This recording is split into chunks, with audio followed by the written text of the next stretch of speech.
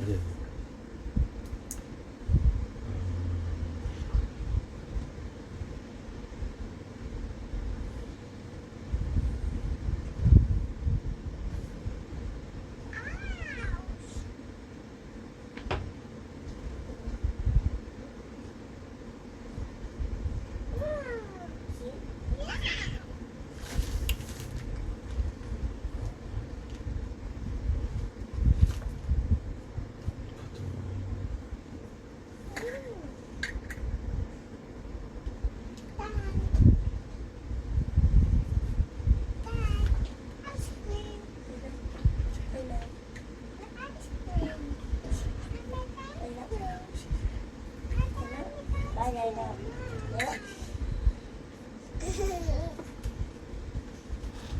Sudah.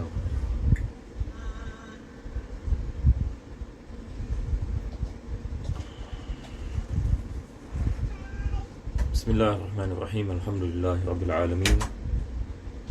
Wassalatu wassalamu ala asyrafil anbiya'i wal mursalin sayyidina Muhammadin wa ala alihi wa sahbihi ajma'in. Alhamdulillah, di mana dirahmati Allah Subhanahu wa taala, kita mulakan majlis pada malam ini dengan kita memanjatkan kesyukuran kepada Allah Subhanahu wa taala. Dan hari ini agak lambat sedikit saya mulai disebabkan ada urusan tadi ya.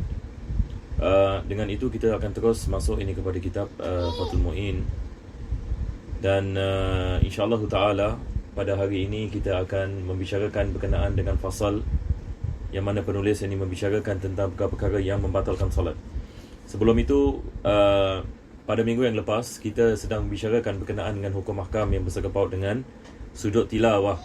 Sujud tilawah, dan kita telah mengetahui bezanya di antara sujud tilawah dengan sujud syukur dan juga sujud sahwi. Sujud sahwi merupakan sujud bagi menampalkan kekurangan yang kita melakukan di dalam salat, manakala sujud syukur merupakan sujud sebagai tanda kesyukuran kita kepada Allah Subhanahu wa taala apabila kita mendapatkan nikmat yang besar ataupun diselamatkan daripada bencana yang kita mengatakan yang jarang-jarang ini berlaku. Disunatkan kita melakukan yang ini sujud syukur di luar solat ini, bukan di dalam solat. Manakala sujud tilawah, dia adalah sujud apabila kita mendengar salah satu daripada ayat tilawah. Jadi dalam Al-Quranul Karim kita ada 14 ayat yang mana apabila kita mendengarnya ataupun kita membacanya, sama ada kita berada dalam salat ataupun kita berada di luar salat, maka disunatkan kita melakukan sujud tilawah. Sama ada kita mendengar bacaan orang lain ataupun kita yang membacanya. Ini yang kita membicarakan ini pada minggu yang lepas. Semua penulis membicarakan dengan lebih terperinci berkenaan dengan dalam salat. Sebab hukum ahkam yang bersangkut dalam salat itu lebih banyak daripada luar salat, disebabkan salat ini kadang-kadang kita sebagai makmum, kadang-kadang kita sebagai munfarid, kadang-kadang kita sebagai imam. Maka bagi imam disunatkan dia melakukan sujud tilawah, manakala bagi makmum wajib melakukan sujud tilawah kalau sekiranya imam ni melakukan ini sujud tilawah. Maka kalau dia tidak melakukan sujud tilawah, ia boleh membatalkan salatnya kalau sekiranya dia meninggalkannya dengan sengaja. Dan penulis membicarakan tentang perkara berkenaan dengan kalau sekiranya dia makmum tidak mendengar yakni imam ataupun tidak mengetahui yang imam sedang melakukan sujud tilawah, dan apabila imam bangun daripada sujud baru dia perasan yang imam sedang melakukan sujud tilawah, maka tidak disunatkan baginya melakukan sujud tilawah. Tidak diwajibkan baginya melakukan sujud tilawah, maka dia boleh menunggu imam dalam qiyam. Ini yang kita daripada perkara yang disebutkan oleh penulis ini Fathul Mu'in. Tapi kalau sekiranya imam ini masih melakukan sujud, maka diwajibkan bagi makmum untuk sujud ini bersama imam. Selepas itu dia membicarakan berkenaan dengan rukun-rukun ini bagi sujud tilawah, iaitu diwajibkan yakni niat. Apabila seorang itu nak melakukan sujud tilawah di luar salat, maka diwajibkan dia niat untuk melakukan ini sujud tilawah dan melakukan takbir dan melakukan satu sujud dan memberikan salam berkenaan dengan sujud. Semua syarat-syarat dalam sujud diwajibkan dalam sujud tilawah, seolah-olah ini adalah sujud ini di dalam salat. Sekarang insya-Allah taala kita akan masuk ini kepada fasal ini yang seterusnya. Maka penulis ini akan membicarakan berkenaan dengan perkara-perkara yang membatalkan salat. Jadi kitab yang kita ada ini sudah kita sampai pada muka surat 201. Taib, pertama sekali beliau mengatakan kalau kita lihat ini di sini, solat menjadi batal baik solat fardu ataupun sunnah. Yang ini tidak bezanya, yang ini di antara solat fardu dengan solat ini sunnah. Tidak termasuk di sini ibadat ini i'tikaf ataupun berpuasa, sebab niat memutuskannya, atau menggantungkan terputusnya ketika terjadinya sesuatu sekalipun biasanya mustahil akan terjadi. Taib, penulis ini memulakan perkara yang pertama yang membatalkan salat adalah niat untuk membatalkan. Ini yang dia sedang membicarakan. Yang ini satu orang ini dia melakukan salat, selepas itu dia niat nak membatalkan salatnya, maka di sini terus salatnya menjadi batal. Sama ada yang ini salat ini wajib ataupun salat ini yang sunnah. Yang ini apabila seseorang itu niat untuk membatalkan salat, maka salatnya menjadi batal. Walaupun ini dia mengatakan dia akan membatalkan salat ini, misalan dia pada rakaat yang pertama dan dia niat bila dia naik pada rakaat yang kedua dia akan membatalkan salat dia, maka sekarang salatnya sudah menjadi batal. Ini bukan maksudnya dia nak naik pada rakaat yang kedua terus ini menjadi batal. Maka niat membatalkan salat yang ini dengan spontan. Niat ini membatalkan salat, dia akan ini membatalkan salat, melainkan dalam bab puasa dan i'tikaf. Ini yang penulis ini mengatakan pengecualian. Puasa, kalau satu orang itu puasa dan dia niat membatalkan puasa, adakah puasa ini batal? Ini soalan ni. Satu orang ini sedang puasa dan dia tiba-tiba niat nak membatalkan puasa ni misalnya. Adakah puasanya menjadi batal? Tadi kita mengatakan salat terus batal salat.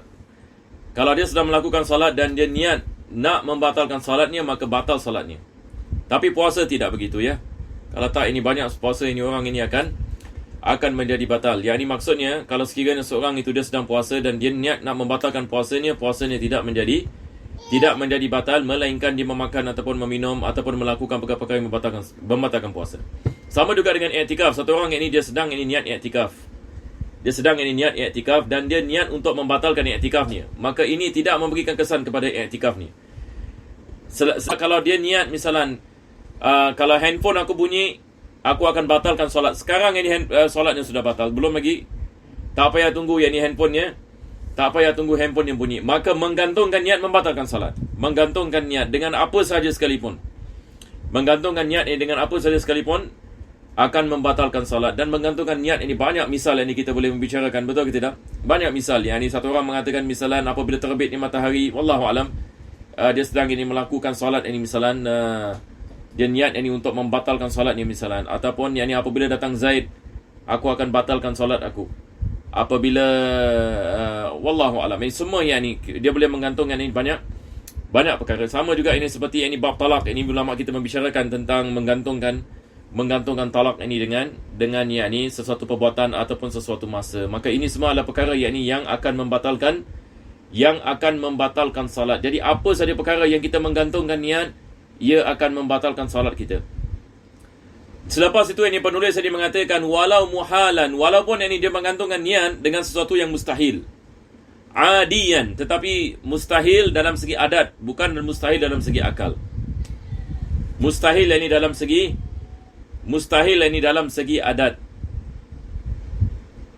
Sekarang saya akan terangkan apakah yang dimaksudkan dengan mustahil dalam segi adat. Cuma mereka yang ada kitab dan yang mengikuti kitab Fathul Mu'in, antum perlu tulis ini. Tulis ini dalam bracket, mustahil dalam segi adat. Mustahil dalam segi adat. Taib, mustahil ini terbagi kepada dua bahagian ala kulli hal. Dia terbagi kepada dua bahagian. Pertama sekali mustahil dalam segi adat, kedua mustahil dalam segi akal. Bila kita mengatakan mustahil dalam segi akal, maksudnya perkara tidak boleh berlaku sama sekali. Mustahil dalam segi akal, dia adalah perkara yang tidak boleh berlaku sama sekali. Seperti apa? Seperti yang seorang ini mengatakan sesuatu itu bergerak dan tidak bergerak dalam masa yang sama. Ini mustahil dalam segi akal. Ia tidak boleh berlaku sama sekali. Sesuatu perkara sama ada dia bergerak ataupun tidak bergerak. Tapi kalau orang mengatakan dia bergerak dan tak bergerak dalam masa yang sama, ini mustahil dalam segi akal. Dia tidak boleh berlaku. Dia tidak boleh berlaku sama sekali. Sama juga satu orang mengatakan sesuatu itu wujud dan tak wujud dalam masa yang sama. Ini mustahil dalam segi akal. Yang ini maksudnya sesuatu itu sama ada dia wujud ataupun tak wujud. Tapi kalau kita mengatakan dia wujud dan tak wujud dalam masa yang sama, ini adalah mustahil dalam segi dalam segi akal. Maksudnya ia sekali tidak boleh berlaku. Ia tidak ma la yaqbalul wujud. Ini definisinya. Ma la yaqbalul wujud. Al mustahilu aqlan ma la yaqbalul wujud. Yakni dia tidak menerima kewujudan. Ini maksudnya dia tidak boleh wujud. Mustahil ini dalam segi akal. Ini sangat penting sekali ya untuk kita menghafalnya. Lebih-lebih lagi bila kita belajar akidah, wajib ini kita membezakan mustahil dalam segi akal dengan mustahil dalam segi adat. Nanti saya akan terangkan insya-Allah. Jadi definisi pertama sekali, mustahil dalam segi akal, sesuatu yang tidak menerima kewujudan sama sekali. Yang ini dia tidak boleh wujud. Dia tidak boleh wujud. Aywa. Jadi ada banyak misal lagi. Misal yang disebutkan oleh Allah Subhanahu Wa Taala dalam Al-Quranul Karim adalah berkenaan dengan wujudnya Tuhan selain Allah. Misalan wujudnya Tuhan lebih daripada satu. Ini mustahil dalam segi akal. Seperti mana Allah mengatakan, "Lau kana fihima alihatun illallah lafasadata." Kalau sekiranya Tuhan itu lebih daripada satu, maka langit dan bumi ini akan menjadi hancur. Ini dia tidak boleh wujud. Dan ini kita membahaskan dalam ilmu akidah. Ini misalan kenapa ia berlaku ini sedemikian. Ini baru saya membicarakan dalam kitab Sanusi ya. Baru hari Isnin yang lepas ini. Kalau ada jemaah ini yang nak mengetahui tentang apa buktinya, bila kita mengatakan Tuhan itu dia tak boleh lebih daripada satu. Kalau dia lebih daripada satu, maka ini akan menyebabkan bumi dan langit akan hancur dan tidak boleh wujud. Itu ada bahasanya ini yang tersendiri. Ini juga daripada misal kita mengatakan mustahil dalam segi akal. Ala kulli hal, saya ringkaskan ya. Nanti kalau panjang sangat pula dah ke lain pula ya. Taib. Mustahil dalam segi adat pula. Sekarang ini yang kita nak membicarakan sekarang. Mustahil ini dalam segi adat ini maksudnya dia adalah perkara yang ini mustahil berdasarkan dengan kebiasaan kita. Nampak tak? Perkara yang mustahil dengan disebabkan yang ini kebiasaan kita. Sebagai misal, api. Ini disebutkan oleh Allah Subhanahu Wa Taala dalam Al-Quranul Karim. Jadi berkenaan dengan mustahil dalam segi akal disebutkan dalam Al-Quran, mustahil dalam segi adat disebutkan juga dalam Al-Quranul Karim. Api ini kebiasaan kita lihat kepada api, dia membakar. Bagaimana ini kita mengatakan api membakar disebabkan experience kita. Kita menggunakan api dan kita merasa api dan api itu panas dan membakar. Tetapi kalau kita menanyakan soalan, adakah mustahil kalau sekiranya api tidak membakar? Adakah mustahil api itu tidak membakar? Misalan kalau kita ada api tapi dia tidak membakar. Kebiasaannya dia membakar tetapi dia tidak membakar. Maka kita mengatakan ini mustahil, api pasti membakar. Tetapi kemustahilannya berdasarkan dengan adat, yakni disebabkan kita sentiasa melihatnya begitu. Tetapi ia boleh berlaku yang ia tidak membakar. Jadi mustahil dalam segi adat bezanya adalah ia boleh berlaku. Berbeza dengan mustahil dalam segi akal. Mustahil dalam segi akal tidak boleh berlaku sama sekali. Manakala mustahil dalam segi akal dia boleh berlaku, tetapi kebiasaannya dia tidak berlaku. Kebiasaannya kita melihatnya ia tidak berlaku. Tetapi bukan maksudnya kita tidak pernah melihatnya berlaku, bukan maksudnya ia tidak boleh berlaku. Misalnya dalam Al-Quran Allah menceritakan tentang Nabi Ibrahim AS. Nabi Ibrahim AS ini apabila dicampak ke dalam api, apa Allah mengatakan? Ya nar kuni bardan wa salaman ala Ibrahim. Wahai api, jadilah sejuk dan sejahtera bagi Nabi Ibrahim AS. Yakni api yang kebiasaannya membakar tetapi tidak membakar Nabi Ibrahim AS. Yakni dia duduk dalam api 40 hari. Bagaimana ia boleh berlaku? Sekarang kita mengatakan biasanya kalau kita campak manusia, kalau kita tanya manusia kesemuanya misalan, kalau kita nyalakan api yang besar dan kita nak campak manusia ke dalamnya, yang kita tanya semua orang yang beriman, yang Islam, yang bukan Islam, agak-agak api ini boleh membakar manusia ke tidak? Semua akan jawab ini boleh membakar. Sebab ini mereka mengetahui ini sifat api.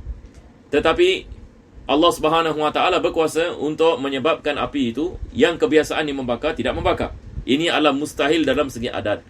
Jadi di sini penulis sedang membicarakan mustahil dalam segi adat. Taib, kenapa yang ini saya membicarakan lebih tentang perkara seperti ini? Untuk kita memahami mukjizat para nabi, perlu kita memahami definisi mustahil dalam segi adat. Sebab mukjizat para anbiya dia adalah berdasarkan mustahil dalam segi adat, bukan mustahil dalam segi akal. Begitu dengan keramat aulia. Keramat yang para wali berdasarkan dengan mustahil adat, bukan mustahil akal. Sebab mustahil akal ia tidak boleh berlaku. Ia tidak boleh berlaku. Satu orang kalau menanyakan kepada kita misalan, adakah dibolehkan manusia itu hidup kembali setelah mati? Maka jawapan kita adalah ia boleh yang ini berlaku. Walaupun kebiasaannya kita lihat, kita tak pernah lihat ini orang yang sudah mati ini hidup balik. Tetapi ini berdasarkan kebiasaan kita. Tetapi kalau kita menanyakan ia boleh berlaku ke tidak boleh berlaku, jawapannya adalah ia boleh berlaku. Sebab ini adalah jenis mustahil adi, bukan mustahil akli.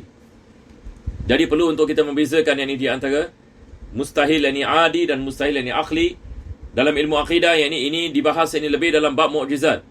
Bagaimana kita nak memahami mukjizat ini para anbiya. Jadi di sini yang ini penulis ini mengatakan kalau sekiranya seorang itu melakukan salat dan dia menggantungkan niatnya dengan sesuatu perkara yang mustahil adi. Apa maksudnya? Maksudnya ia boleh berlaku, betul tak? Maka batal salatnya. Ya, ini sekarang dia mengatakan misalan dia mengatakan ini misalan kalau sekiranya ini Zaid ini hidup kembali, Zaid kawan yang sudah meninggal dunia misalan. Dia mengatakan kalau sekiranya kawan aku hidup kembali, ini misal ya, ini misal. Saya tiba-tiba cakap pasal mati terfikir pasal misal ini, walaupun ini misal ini jarang sikit ini diberikan. Nanti saya akan memberikan misal yang lain.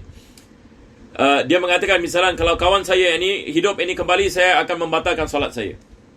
Nampak tak? Sekarang ini apa hukum ini kawan ni hidup balik? Kawan ni sudah mati sekarang. Dia mengatakan dia menggantungkan niatnya. Dia menggantungkan niatnya kepada kehidupan kawan yang sudah ini meninggal dunia. Taib, ini adalah jenis mustahil adi, maka batal solatnya. Batal ini solatnya. Besar kemungkinan ni semasa dia melakukan solat, kawan dia mungkin tidak hidup kembali, betul ke tidak? Tetapi disebabkan yang ini dia boleh berlaku, betul tak? Mustahil adi maksudnya dia boleh berlaku. Allah Subhanahu Wa Taala kalau nak, Allah boleh menghidupkan. Begitu juga kita lihat Nabi Isa alaihissalam. Nabi Isa alaihissalam ini dia menghidupkan orang yang sudah mati. Ini semua adalah jenis yang mustahil yang adi. Begitu juga sebagian daripada awliya Allah Subhanahu Wa Taala, mereka menghidupkan manusia yang sudah meninggal dunia. Ini berlaku juga. Taib. Begitu juga satu orang ini misalan mustahil adi, misalan dia mengatakan terbang misalan. Dia mengatakan kalau sekiranya fulan bin fulan terbang, maka aku akan batalkan solat aku. Jadi kebiasaan manusia tidak terbang. Tetapi adakah ini mustahil bagi manusia untuk terbang? Kita mengatakan dalam segi adat mustahil. Yani sebab ini perkara tidak pernah dilihat. Tetapi yani dalam segi akal dia bukan mustahil. Dia adalah daripada perkara yang jaiz. Yani perkara yang boleh berlaku. Boleh faham insya-Allah ya? Jadi di sini sebab penulis ini mengatakan biniyati qat'iha wa ta'liqihi bihusuli syai'in walau muhalan adiyan. Walaupun perkara tersebut dia adalah mustahil adi. Mustahil dalam segi adat. Aywa. Ini pada hakikatnya bahas dalam akidah yani. Cuma dia membicarakan perkara seperti ini untuk menerangkan perbezaan di antara mustahil adi dengan mustahil akli. Yang kedua, dia mengatakan solat batal sebab merasa ragu bahawa solat telah terputus. Yani dia seseorang itu dia ragu sama ada nak batalkan tak nak batalkan. Nak batalkan tak nak batalkan. Ini kita mengatakan batal solat ni. Dia nak batalkan solatnya tapi dia macam 50-50. Sama ada aku nak batalkan ataupun tak batalkan. Ini yang dimaksudkan di sini, ini syak, taraddud. Maka batal ini solatnya. Solatnya ini menjadi batal. Tetapi tidak batal lantaran waswas yang menimpa dirinya. Yani berbeza ini dengan waswas, maka kita tidak boleh layankan ini waswas. Kalau sekiranya seseorang itu tiap-tiap kali ini masuk ke dalam solat, maka datang ini sejenis ini waswas. Yang walaupun ini dia lihat solatnya semuanya yang ini bagus dan sebagainya, tetapi yang sentiasa datang waswas ini, maka dia nak kena lawan. Dia tidak boleh melayankan waswas sebab ia boleh menyebabkan rosak ini ibadatnya kesemuanya. Sebagaimana iman ataupun lainnya juga tidak menjadi batal, ini sebab ini waswas. Sebab ini waswas itu. Ini semua adalah berkenaan ini dengan waswas ini syaitan. Yang mana ini syaitan ini mewaswaskan ini ke dalam hati manusia untuk apa kita mengatakan yakni membatalkan ini salat, dan begitu juga yakni mewaswaskan ini berkenaan dengan bersangkut paut ini dengan keimanan ini kepada Allah Subhanahu Wa Taala. Maka ini semua yakni perlu untuk kita melawannya. Maka bukan maksudnya seseorang itu yang ditimpa yang ini was-was, terus yang ini kita mengatakan kesemua yang ini ibadatnya yang ini batal, ataupun yang ini keimanannya tidak diterima dan sebagainya. Ini adalah daripada perkara yang kita mengatakan satu keuzuran yang ini bagi orang tersebut. Puan Ustaz, Ya. kalau contoh example dia lagi satu yang bagi nombor 2, kalau macam saya ada angin, ni sakit perut ni boleh survive tak? Bukan survive, boleh sampai ke habis. 50-50 nak batal tak? Nak tutup tak? Macam gitu kira batal lah. Bukan Sakit perut ni boleh tahan. Macam ragu. Tak, sekarang yang dimasukkan di sini nombor 2 adalah dia ragu sama ada dia ragu dalam keadaan nak batalkan ke tak nak batalkan. Dia dalam keadaan yang ni sama ada dia nak batalkan ataupun dia tak mau batalkan. Jadi soalan yang anda menanyakan sekarang pula adalah berkenaan dengan dia sakit perut. Dan dia tidak mengetahui sama ada keadaannya boleh membatalkan solatnya ataupun tidak boleh membatalkan solatnya. Ataupun dia ragu dalam niat itu sendiri. Sekarang dia punya soalannya, adakah yang ni dia syak berkenaan dengan yakni penyakitnya yang boleh menyebabkan dia batal solat, ataupun dia syak dalam niat solat itu sendiri. Maksudnya dia nak membatalkan solatnya. Boleh faham? Kalau sekiranya dia niat, kalau sekiranya dia syak sama ada dia nak batalkan ataupun dia tak ataupun dia tak batalkan misalnya. Kalau dia niat nak batalkan, batal solatnya. Kalau dia niat nak batalkan solat, ini seperti mana kita mengatakan yang pertama tadi. Dia niat nak batalkan solat. Kalau sekiranya dia syak sama ada dia nak batalkan ataupun dia tak nak batalkan, maka ini juga membatalkan solatnya. Nampak tak? Tetapi kalau sekiranya dia berada dalam keadaan seperti ini dan dia syak sama ada dia boleh tahan ke dia tidak boleh tahan, dia boleh tahan ke dia tak, tapi dia tidak niat ini untuk membatalkan solat. Nampak tak? Niat ni bukan nak membatalkan solat, cuma dia risau. Dia ada kerisauan. Penyakit dia ini, sakit perut dia ini, takut-takut yang ni dia boleh menyebabkan solat dia menjadi batal disebabkan terkeluar sesuatu. Nampak tak?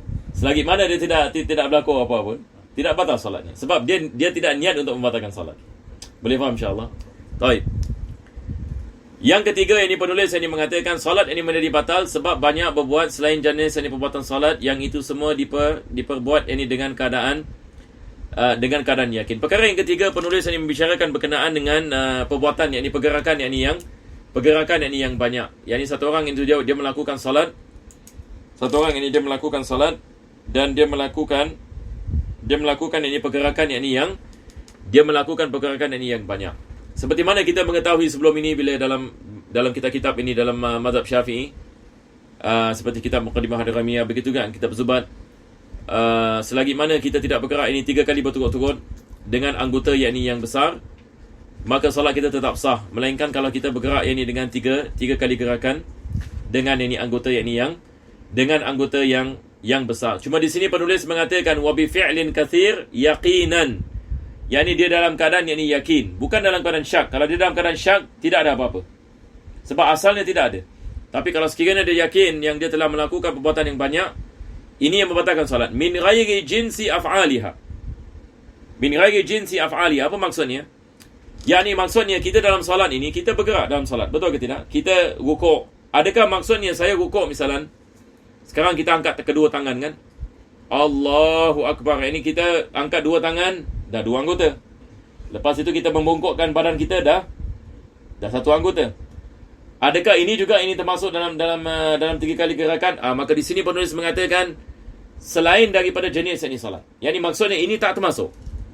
Sebab dia daripada jenis ini solat. Kalau tak, semua solat kita semua tidak sah. Kalau kita mengatakan 3 kali perbuatan termasuk perbuatan solat, nampaknya solat kita ini tidak sah. Sebab 2 tangan dah 2 anggota. Selepas itu badan kita pula dah 3 anggota. 3 gerakan terus. Betul ke tidak?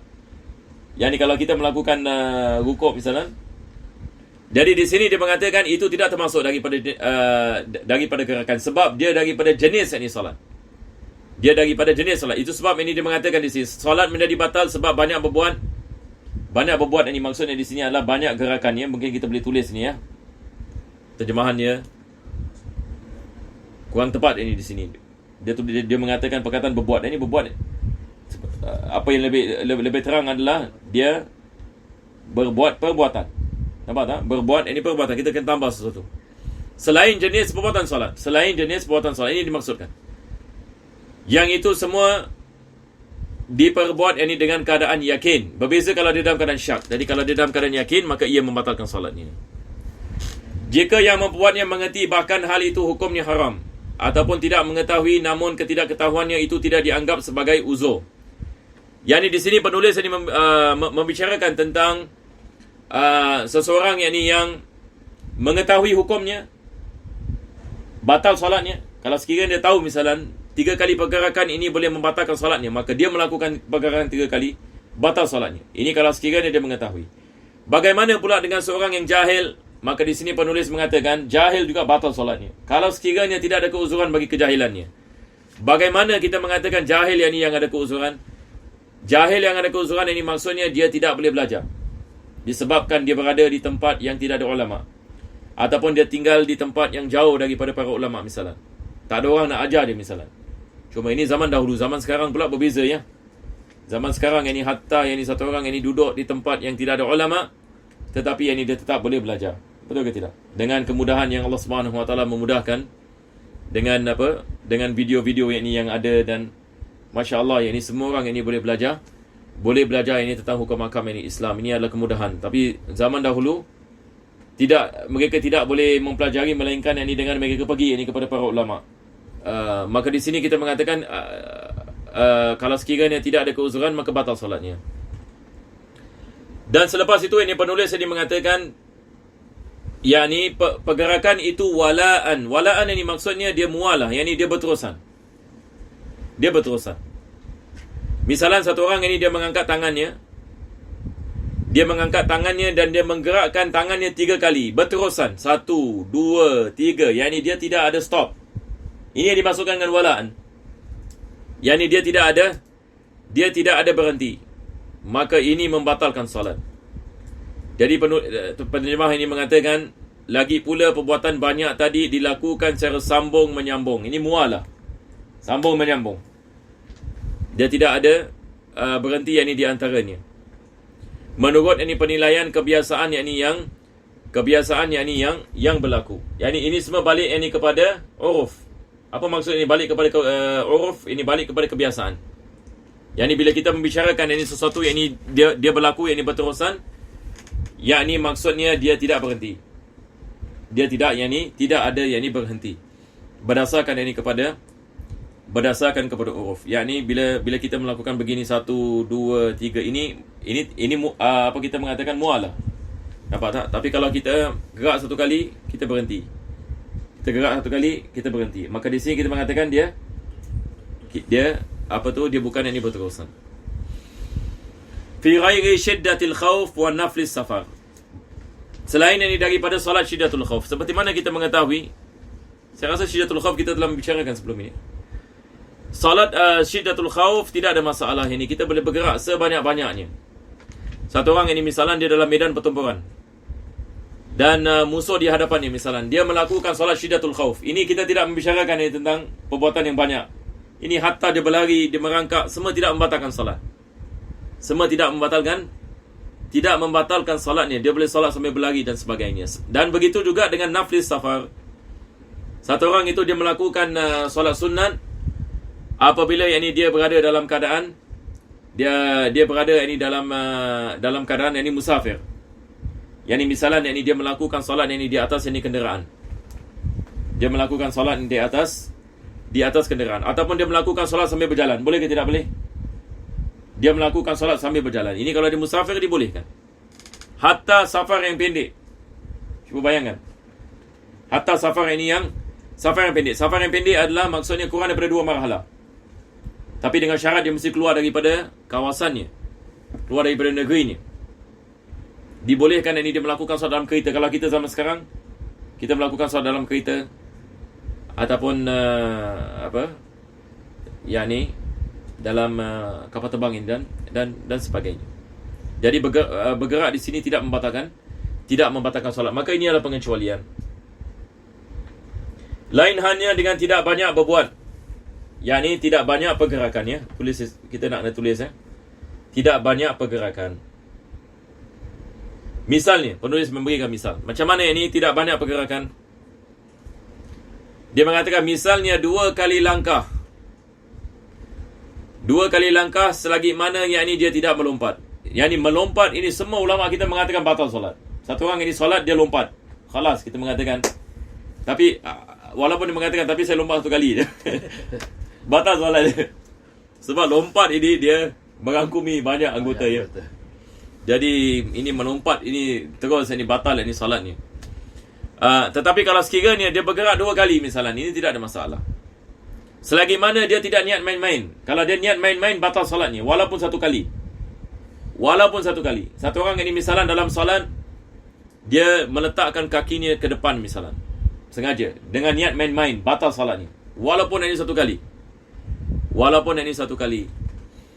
Tapi di sini kita membicarakan kalau ada maslahat misalnya dia nak menutup saf misalnya di hadapannya. Jadi dia nak kena berjalan. Jadi dia berjalan 2-2. 1-2 berhenti, 1-2 berhenti. Sebab tiap-tiap kali dia berhenti, maka ia tidak ada mualah. Nampak tak? Ia tidak ada mualah, maka ia tidak dikirakan sebagai pergerakan yang banyak. Sekalipun jauh yang dimasukkan dengan banyak pergerakan tetapi terpisah satu sama lainnya.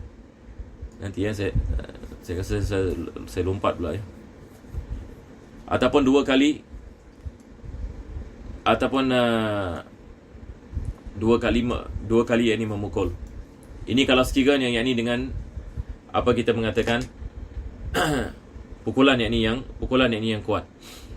Memang ini apabila dengan maksud ini 3 kali bergerak secara sambung menyambung dengan ia memperkuat ini 1 kali sahaja ataupun ini juga 3 kali, maka batallah salatnya. Yang ini maksudnya di sini adalah penulis ini mengatakan sama ada dia niat yang melakukan 3 kali berterusan ataupun yang ini dia niat yang melakukan 1 kali. Tapi dia niat nak melakukan 3 kali. Tapi yang ini apabila dia melakukan yang ini 1 kali, maka batal solatnya. Sebab ini niatnya adalah untuk dia melakukan lebih ini daripada daripada 1 kali. Dia niat yang ni nak melakukan pergerakan 3 kali dan lebih. Dia niat yang ni nak melakukan pergerakan 3 kali dan lebih. Tetapi dia tak jadi buat misalan. Dia melakukan 1 kali sahaja. Adakah batal salatnya? Batal salatnya. Nampak tak? Sebab yang ni dia asalnya dia niat untuk melakukan pergerakan yang banyak. Maka batal yang ni salat, batal yang ni salatnya.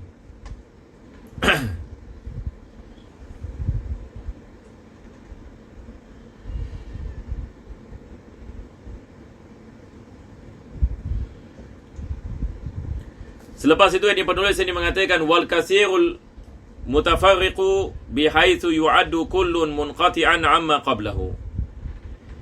Yani sekarang ini penulis ini mengatakan satu orang ini kalau melakukan ini perbuatan ini yang banyak tetapi dia memisahkan perbuatan tersebut. Ini seperti mana tadi kita mengatakan dia tidak ada mualah. Yani dia memisahkan ini perbuatan dia memisahkan ini perbuatan tersebut. Jadi macam mana kita nak tahu ini dia memisahkan ini perbuatan? Tadi penulis ini balik ini kepada uruf. Sebagian ini ulama kita ini mereka mengatakan balik ini kepada tumakninah. Yani kalau sekiranya dia melakukan 1 kali pergerakan, 2 kali pergerakan, selepas itu ini dia berhenti ini ada tumakninah, maka dia kembali ini kepada biasa. Maka dia boleh bergerak ini begitu. Selagi mana dia tidak melakukan 3 kali ini berturut-turut. Dan penulis ini mengatakan dalam hal ini batasan Al-Baghawi yang menyatakan bahawa antara perbuatan satu dengan lainnya haruslah seukur 1 rakaat. Ini tentu sekali pendapat yang lemah. Yang Al-Imam Baghawi ini mengatakan dia mesti kadar ini 1 rakaat. Yang ini maksudnya untuk dia balik ini kepada kosong. Jadi penulis ini dia membicarakan pendapat ini merupakan daripada pendapat Imam Baghawi sahaja, wallahu alam. Jadi dia mengatakan dalam hal ini batasan Al-Baghawi yang menyatakan bahawa antara perbuatan satu dengan lainnya haruslah seukur satu rakaat adalah lemah seperti dinyatakan dalam Majmu'. Majmu' adalah kitab Al-Imam, adalah yang ni kitab ini Al-Imam An-Nawawi.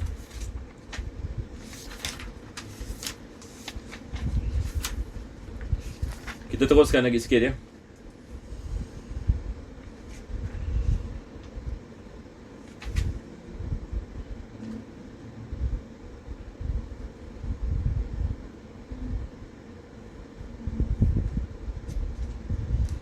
Tadi berkenaan yang ini dengan kita balik yang ini ke atas ya. Penulis ini mengatakan bi khilafil qalil. Lain halnya dengan tidak banyak yang ini berbuat. Misalnya 2 kali langkah sekalipun jauh asal tidak melompat. 2 kali langkah tidak ada masalah. 2 kali langkah 1 2. Ini tidak membatalkan solat. Ataupun 2 kali memukul. Yang ini afwan, yang dimasukkan dengan memukul di sini 2 kali pergerakan. Seperti yang ini pergerakan, yang ini tangan, yang ini misalan. Ini juga yang ini tidak membatalkan solat. Ini berkenaan dengan memukul dengan kuat. Memukul dengan kuat. Ini disebut ini dalam kitab Muqaddimah Hadramiyah. Ia boleh membatalkan solat. Cuma di sini penulis maksudnya adalah 2 kali yang ini pergerakan. 2 kali yang ini pergerakan. Maka dia tidak membatalkan solat. Maka dia balik ini kepada 2 kali langkah. Tadi saya silap ya. Boleh faham insyaAllah? Sekali lagi ya. Yang lain halnya penulis mengatakan. Sekarang penulis sedang membicarakan tentang gerakan yang tidak membatalkan salat. Dia memberikan misal. Misal yang pertama 2 kali langkah. Ini tidak ada masalah. Misal yang kedua 2 kali yang ini pukulan. 2 kali yang ini pukulan. Yang ini menggunakan tangan yang misalan 1 kali, 2 kali.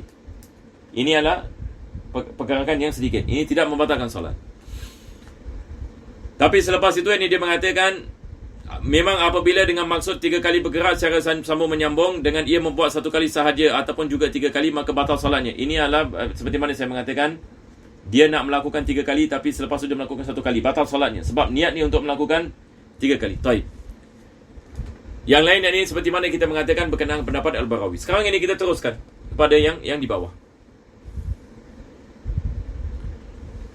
Banyak berbuat ini seperti dimaksudkan di atas tetapi membatalkan salat. Sekalipun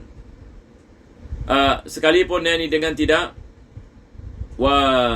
walaupun yang ini dengan tidak yang ini sengaja yang ini diperbuatnya. Yang ini di sini yang ini penulis ini mengatakan kalau sekiranya seseorang itu yang ini dia melakukan yang ini perbuatan yang ini yang dia melakukan yang ini perbuatan yang ini yang banyak. Tetapi apabila dia melakukan yang ini perbuatan yang ini yang banyak, dia melakukannya dalam keadaan lepa. Dia melakukan dalam keadaan yang ini lepa. Adakah yang ini ia membatalkan? Adakah ia membatalkan salat? Maka yang ini ia membatalkan salat. Sekalipun yang ini dengan tidak yang ini sengaja.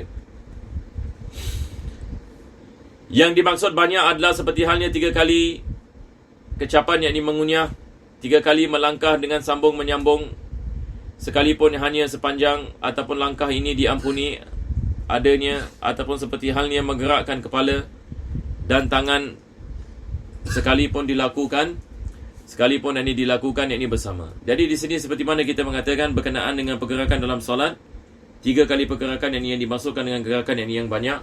Apa-apa yang kurang ini daripada 3 kali, maka ia dikirakan yang ini sebagai perbuatan yang ini perbuatan yang sedikit. Dan juga kalau sekiranya dia melakukannya dengan apa kita mengatakan, dia melakukannya dengan terus yang ini menerus. Jadi penulis ini memberikan misal ini selepas itu. Dia memberikan ini beberapa misal. Tadi saya memberikan sedikit ini khulasa insya-Allah sebab ini masa kita pun tak banyak. Seperti mana kita maklum ataupun saya rasa ramai daripada kita maklum yang pergerakan dalam solat ini dia terbagi kepada 2 bahagian. Kita ada pergerakan daripada anggota badan yang besar dan anggota badan yang kecil. Taib, sekarang kalau satu orang itu menggerakkan kepalanya, adakah kepala dikirakan anggota badan yang besar ataupun kecil? Maka dikirakan ini sebagai anggota badan yang besar. Jadi kalau sekiranya dia melakukan salat dan dia menggerakkan kepalanya, maka ini boleh membatalkan salatnya. Tangan ini dikirakan anggota badan yang besar, tetapi jari tidak. Satu orang ini kalau ada gatal, misalnya dia menggerakkan jarinya. Dia menggerakkan jarinya begini. Maka ini tidak membatalkan solat. Sebab ia anggota badan yang kecil. Sama juga dengan mata. Satu orang, kita solat biasa mata kita bergerak, betul ke tidak? Ada tak orang solat boleh maintain mata all the way? Ini tak boleh ya. Sama juga dengan kita punya kelipan mata. Ini semua ini tidak termasuk. Ini semua ini tidak yang ini termasuk. Tetapi kaki kita ada dikirakan sebagai anggota yang besar, kepala kita dikirakan anggota yang besar dan sebagainya. Taib. Apa Ustaz? Kecapan pengunya apa? Ya. Kecapan pengunya. Ini adalah apa kita mengatakan yang ini mengunyah. Apabila yang ini seseorang itu dia menggerakkan dia punya jaw. Nampak tak? Dia menggerakkan ini dia punya jaw. Jadi ini dikirakan ini sebagai anggota yang besar. Nampak tak? Ia dikirakan sebagai anggota yang besar. Tapi berkenaan dengan dalam solat, berkenaan dengan bacaan dalam solat itu semua apa kita mengatakan daripada jenis ini solat itu tidak membatalkan. Jadi satu orang ini dia menggerakkan ini dia punya ini boleh membatalkan solat. Sama juga ini dengan tangan dan langkah. Kalau sekiranya ini tawalat, ini penulis mengatakan wa khutuwatin tawalat. Tapi ada perkara yang tidak membatalkan solat, dia mengatakan hanya sepanjang ini satu langkah yang ia diampuni adanya, atau seperti halnya menggerakkan kepala dan tangan sekalipun dilakukan yakni bersama. Yang ini penulis ini mengatakan kalau sekiranya yakni seseorang itu ini dia menggerakkan yakni satu langkah ini misalan, maka ini tidak ada masalah ini di dalamnya, sebab yakni ia adalah daripada perkara yang dibolehkan. Nah, jadi insya-Allah yang ini kita berhenti yang ini di sini. Insya-Allah ini kita akan sambung ini pada minggu ini yang akan datang insya-Allah. Saya tidak tahu ini kalau ada soalan ya.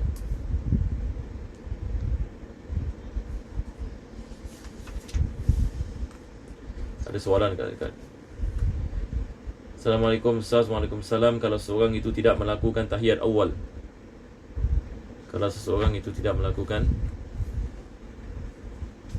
tahiyat awal apabila dia naik daripada rakaat kedua, adakah sunnah mengangkat tangannya untuk takbir intiqal? Dia tidak melakukan na'am, disunatkan kalau sekiranya dia naik pada rakaat yang ketiga. Soalannya adalah kalau dia naik pada rakaat yang ketiga, dia tidak melakukan tasyahud awal, dia terus naik pada rakaat yang ketiga, adakah disunatkan dia mengangkat tangannya? Disunatkan dia mengangkat tangannya dalam takbir. Dan jikalau seorang itu niat untuk melakukan 3 pergerakan berturut-turut namun tidak melakukan apa-apa pergerakan pun, adakah batal solat? Batal solat ini seperti mana penulis ini mengatakan. Jadi kita balik kepada kitab Fathul Mu'in, kita akan mendapati yakni exactly apa yang disebutkan oleh penulis ini. Penulis ini mengatakan tadi, kalau sekiranya dia niat yakni untuk melakukan 3 pergerakan tapi dia tidak melakukannya, batal solatnya. Yakni dia niat ini misalnya ini nak